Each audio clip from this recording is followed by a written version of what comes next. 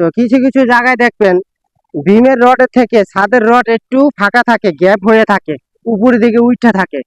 তো এরকম যদি ছাদের রড যদি আপনাদের বিমের রডের সাথে না মিলে, তাহলে কিন্তু আপনাদের বাড়ির ক্ষতি হবে। তাই অবশ্যই এই ছাদের রড বাইন্ডিং করার সময় বিমের রডের সাথে ছাদের রড বাধাই করে দিতে হবে ভালো করে, আর না হলে কিন্তু আপনাদের বাড়ির ছাদের লোড বহন ক্ষমতা কমে যাবে।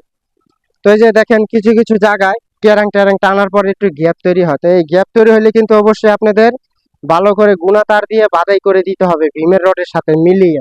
আর না হতে কিন্তু যদি গ্যাপ থাকে তাহলে কিন্তু ঢালার পরে দিয়ে আপনাদের এই জায়গাটার মন্ডিং ভালো হবে না, এবং কি ভবিষ্যতে ভূমিকম্প সময় ফাটন ধরতে পারে এই ভীমের সাইড দিয়ে। কারণ ছাদের লোড ভীমের মাধ্যমে কলমে স্থাপন করবে। তো এই ভীমের রডের সাথে ছাদের রড যদি আপনাদের না মিলে, তাহলে কিন্তু আপনাদের ছাদের ক্ষতি হবে। তাই অবশ্যই এই ভীমের রডের সাথে ছাদের রড ভালো করে বাইন্ডিং করে দিতে হবে। তা আমাদের দেশে দেখা যায় ভীমের রডের সাথে ছাদের রডগুলো অনেক জায়গায় বাঁধে না। এই না বাঁধার কারণে যদি ভীমের রডের সাথে ছাদের রডের সাথে গ্যাপ তৈরি হয়, তাহলে কিন্তু আপনাদের ছাদের ক্ষতি হতে পারে। সম্মানীয় দর্শকরা, ছাদের রড বাইন্ডিং এর সময় খুবই গুরুত্বপূর্ণ এই বিষয়গুলো যদি আপনারা খেয়াল না করেন, তাহলে কিন্তু আপনাদের বাড়ির ক্ষতি হবে।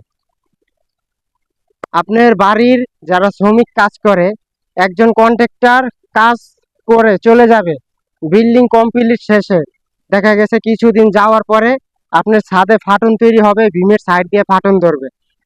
তো একটি বিষয় লক্ষ্য করে যখন আপনারা ছাদের রড বাইন্ডিং করবেন, এই বিষয়টা খুবই গুরুত্ব সহকারে খেয়াল রাখতে হবে। আর নয়তো কিন্তু আপনার ছাদের লোড বহন ক্ষমতা কমে যাবে।